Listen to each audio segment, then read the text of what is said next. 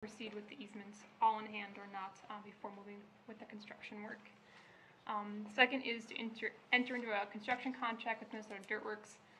The contract price will be for $43,437, and then the board will be establishing a not to exceed project cost of $47,780.70. Another authorization tonight is executing a work order for Wank for construction oversight of that.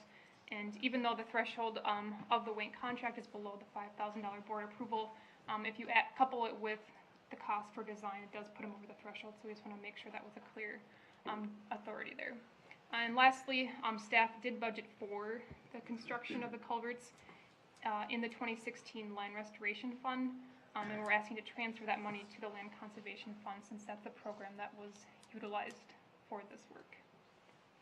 With that, I can answer more questions. Otherwise, I'm seeking approval tonight. Manager Olson. On number 3, how much is that total for the Wank costs? You said 5,000. 4150. Thank you. Okay.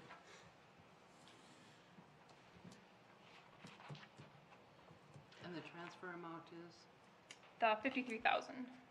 So that's the 53,000 is the cost of to design the culverts, Wank to oversee construction, and then the actual construction costs. Move approval of all 4 bullet points. Second. Further discussion? All those in favor say aye. Aye. Opposed? Thank you. Another groundbreaking piece of good work.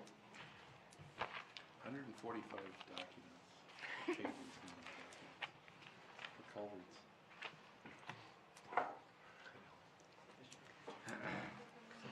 Item 12.1, Strategic Framework, Mission, Vision, Goals, and Values. Ms. Christopher. Thank you, Madam Chair, managers. Tonight I'm here to continue the discussion of mission, vision, goals, and guiding principles.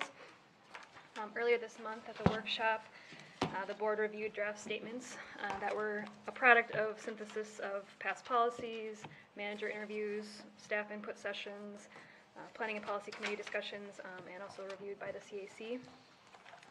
At that meeting, the managers were generally in support of the themes represented, but felt that the language should be more compelling and more unique to this organization. And the board took action to appoint a task force of managers Olson and Miller to work with staff to finalize the language. There was a work session then on the 21st with the task force, Smith Partners, Himley Rapp, the administrator and planning staff, and the group reached consensus on revisions that should be made, and those changes are reflected in your packet. One thing that the group discussed was that what really makes the district unique is our balanced urban ecology approach. Integrating water and land use planning to produce environmental, social, and economic benefit, and ultimately more successful, sustainable communities. And so this unique approach is one thing that the work group tried to strengthen through the revisions, primarily in the revised vision statement, and also the 4th goal, which was renamed from engaged communities to thriving communities. In addition to those changes, there were a few changes to the guiding principles based on the board discussion. One was that leadership was changed to excellence, and the statement was revised to focus more on the outcomes produced through our work rather than the organization itself and being the best. And then the statement for service was revised to include reference to accountability and careful stewardship of public funds. And then the value that was previously listed as strategic focus was removed. Basically, we felt it was covered kind of by the other areas and didn't kind of rise to the same level as the others. So those were kind of the primary changes. And tonight, staff is looking for board direction as to whether some or all of these elements are ready for adoption or whether there's further work that you'd like to see.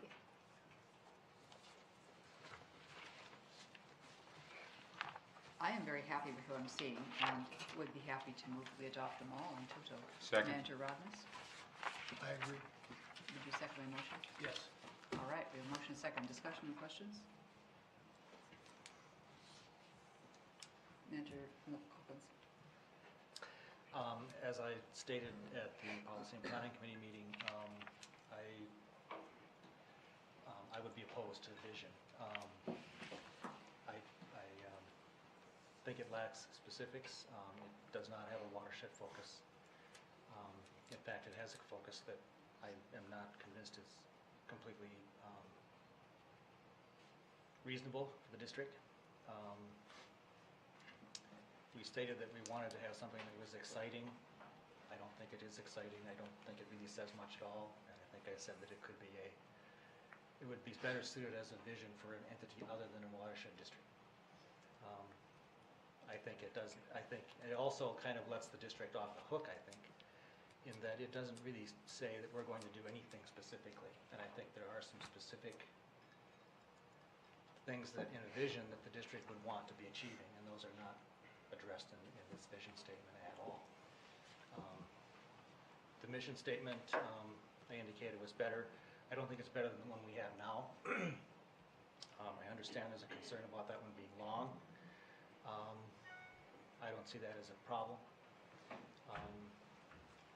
because I think it does do a better job of telling the public what the district's mission is. And I think both the vision and the mission, that is their primary function, is to communicate a message of what the district is trying to achieve without additional explanation, because they're not always going to have that.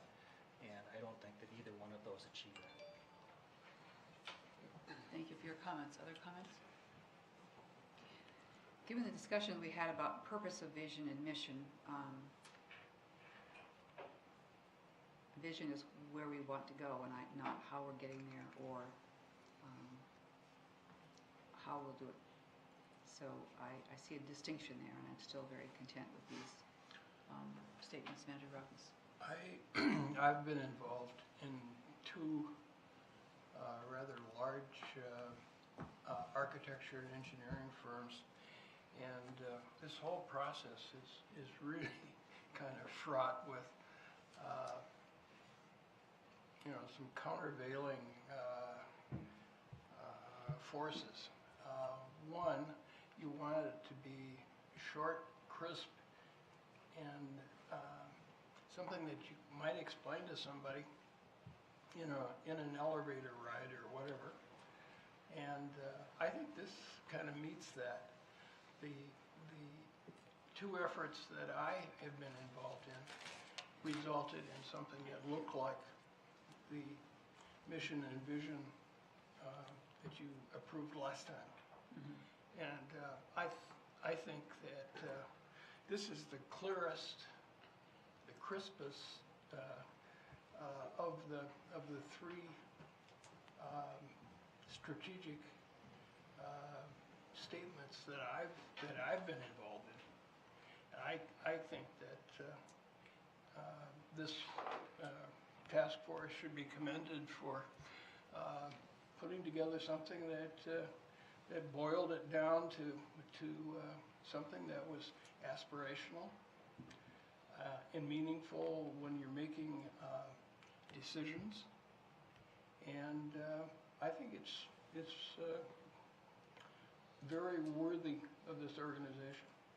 Thank you. Manager Shackleton? After, 4, 5, 6 meetings, maybe more, talking about this, I've come to believe that the vision is really an inward-focused message. It's for us and it's for staff to think about where we're going, whereas mission is a much broader perspective, which has more public audience. I've often kind of characterized our organization as one that's out here to protect the resource. And I do that in part because I don't really know what our mission is. It is currently accurate, but much too much. And I think this mission succinctly says we exist to protect and improve land and water. And it also identifies it with our partnership model, and that's key. I think this mission is succinct. It is not everything. It should not be everything, and it cannot be everything. But it does talk about what. It really kind of succinctly describes what we are currently doing. Mm-hmm. The guiding principles reiterate the mission and flesh it out, and the goals really do hit the main points that I think we need to hit if we're going to protect our resource. And so I happily will vote for this. I would say too that there will never be a page of words that we will all agree on, and we should never let what perfect get in the way of good either. This is better than good, but for the purpose of that illustration, I think that this is very very helpful. Will help us move forward, and that it's not a reflection on what we had before, which served the purpose of the time when it was developed. But no mission or vision statement is likely, I don't think, to go on forever. And this indicates a kind of a new stage. So the question that was asked of us early on, just compare the two, is this better than what we had before? Yes is my answer, but I don't think it means there was something horrible about the previous one. I just think it's time for a new one in that way. So, are there other comments or are we ready to vote? All those in favor, please say aye. Aye. Opposed? Opposed? 2 opposed. Thank you. Thank you, Mr. Thank you, Anders.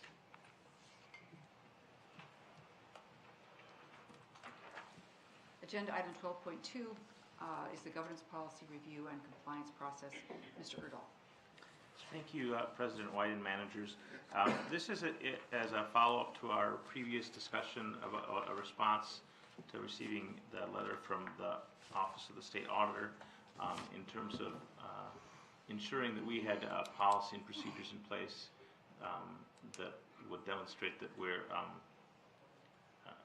building as transparent and responsible and process as possible. So working with that, and this is kind of really, I think, an initiative that Manager Shackleton initiated, and then our Lewis and his team had drafted the language to comply with what was recommended at our previous meeting. So this is here for your discussion or consideration or edits or whatever next steps you'd like to take on this. It doesn't currently have a official resolution number. If you decide to make this a resolution, we would obviously complete that with the next resolution in line. Thank you. Manager Shackleton? I'd like to thank you for helping pull this together so quickly. I think it provides a pathway for somebody to follow if they find themselves in a situation, as apparently happened in the past. And I'd like to move approval of this. Second. Thank you. Motion second. Is there discussion? All those in favor say aye. Aye. Opposed? Good. Thank you very much.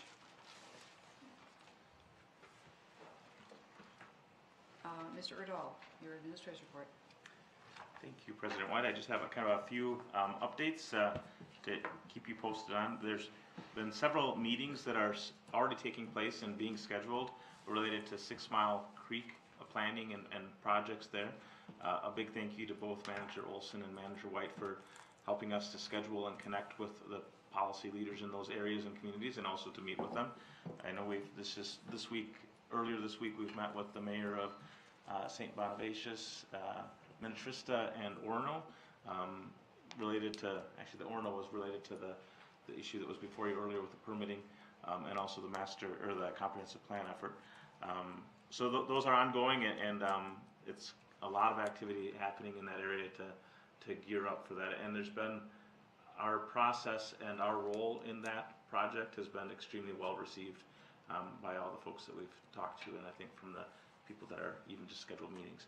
I think we have some upcoming presentations that Manager Olson kind of helped us arrange with Carver County Board and with some others that are coming up very soon also. So we look forward to sharing that more. Just a note in terms of a presentation one of our staff members will be giving. James Whisker will be next week in Washington State to give a presentation regarding highlighting the district's efforts with projects along the Minnehaha Creek Greenway at a river symposium. So I think that's another way that we can kind of get out some of the good work we're doing as serving as a case study or model type project for others to consider and to learn from, and to kind of build that reputation and experience going forward as well. Where in Washington? It's actually on the Columbia River Gorge. It's coming Near Astoria or what? I don't know the area that well, so they're giving me a geography quiz, but it's right on the border. Yeah. So I'm flying over for it. Take some pictures and you can show them when you get back. Conference room. I just want to comment about that. Madam Miller? I think that we should look for opportunities for, not necessarily for staff to make presentations, but, you know, if they get invited, that's great. I think we should have our people attending all kinds of different conferences around the country to see what other people are doing and see the exciting and the things and the failures that you find out at these conferences. I know that when I was working, I used to attend a lot of conferences, mostly doing marketing, but it's just unbelievable how much you learn by just getting exposed to other people's ideas and experiences and success and failures.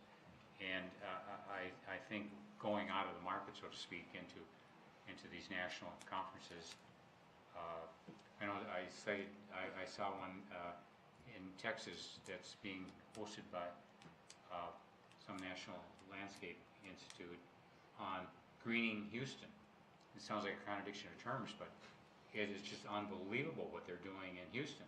I mean, they're spending hundreds of millions of dollars on restoring wetlands and rivers and creeks and kind of doing the same thing we're doing. But it's the same time that James is going to this conference in Washington, so he couldn't go. But I really want to encourage that kind of thing. At least from my point of view, I think it's almost like getting another master's degree if you get enough exposure. Thank you. Mr. Earl, back to you. I think, somewhat following up on that, tomorrow, we do have somewhat of a focus that's been growing, I think, or kind of continuing from previous years, and looking at professional development, both from the perspective of developing individuals' professional capabilities and capacities, and also, of course, for the whole organization. So to look at that kind of dual benefit, and kind of following along with that, our staff is participating in a day-long annual staff retreat tomorrow. We'll be meeting at the Arboretum and looking at some of those staff leadership and concepts about leadership at all levels, continuing talking about our core values, the goals for 2016, and our staff participated in a Strength Finders exercise that will also be part of that discussion too. So I think we are kind of following up, doing just what you suggest, I think, Manager Miller, and looking for opportunities to grow and develop capabilities and talents and skills. And it's already an amazing group of folks that are doing good work, and we want to grow that. So thank you. Our district hosted a workshop this past Wednesday regarding best practices for snow removal and road salt, and this room was full of people for that session, so that was a great turnout. That actually had been rescheduled from a day, I think in December, when they were all out on the roads, salting roads that day, so they couldn't attend previously, so that was rescheduled. We also hosted a well-attended community meeting for the Clean Water Minnesota initiative, and we talked about that a little bit at the workshop earlier this month, but it's a program that's providing consistent messaging and opportunities to collaborate with community leaders throughout the communities.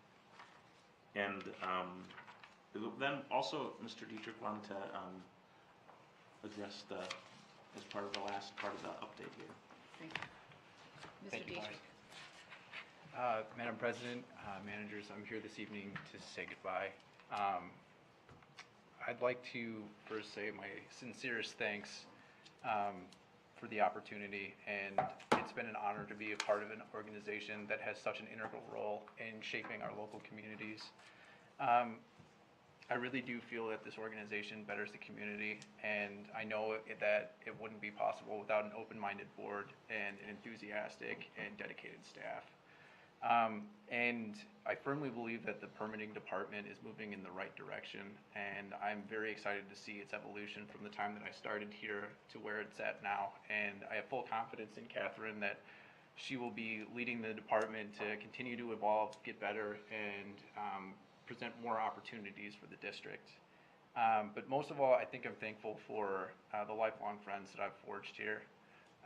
It's truly been a unique experience working here, and it's very apparent to me every time I'm in a room with just a portion of our staff.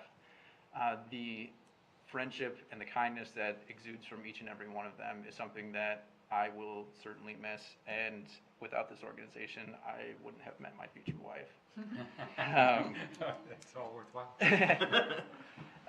But while I am excited for the new opportunities, I am forever grateful for the opportunity to work here, and I sincerely say thank you.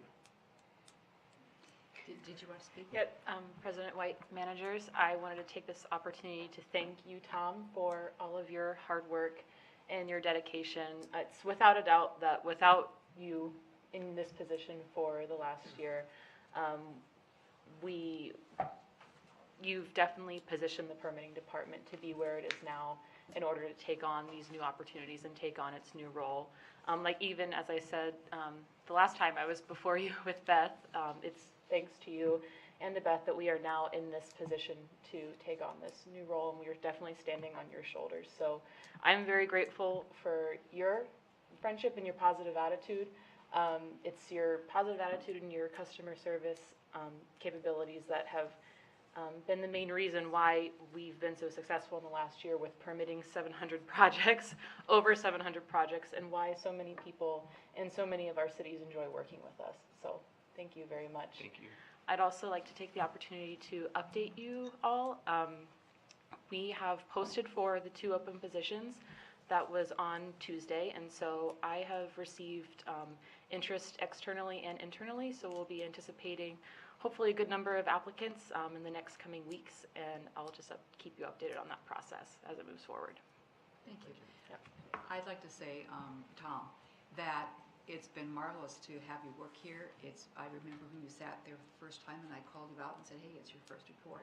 And you have handled so many really contentious or heartfelt issues for people. And we've had people who've been very unhappy or very concerned, and you have handled everyone's concerns so well and presented so well and given us such good analysis that I think it's helped us make better decisions. And so I'm very glad for that you've been here, and also wish you well in a new position down the road.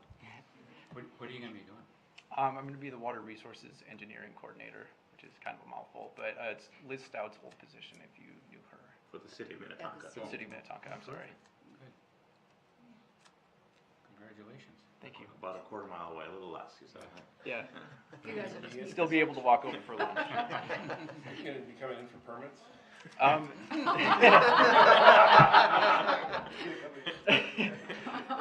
Absolutely. Congratulations. Thank you. Thanks very much, Tom. Thanks for great service.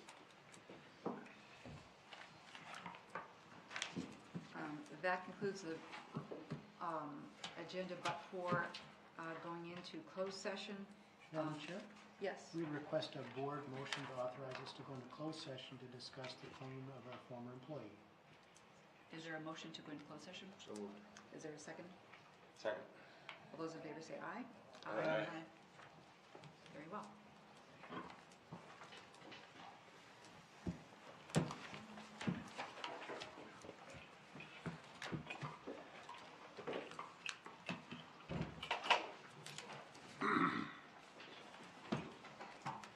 Thank you.